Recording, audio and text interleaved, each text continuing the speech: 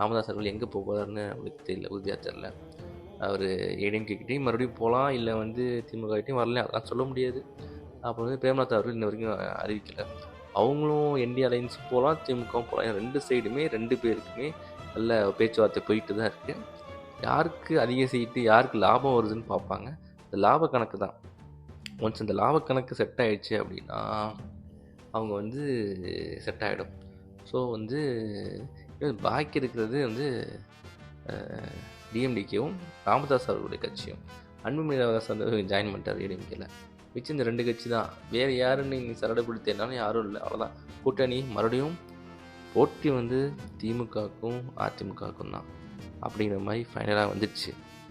தாவேக்கா நீயாரா கோமாளி அப்படிங்கிற மாதிரி தாவேக்கா பக்கம் ஒரு கூட்டணி கூட எவனுமே போகல. ஆட்சியில் பங்கு அதிகாரத்தில் பங்கு அப்படின்னு சொல்லிட்டு இருந்த விஜய்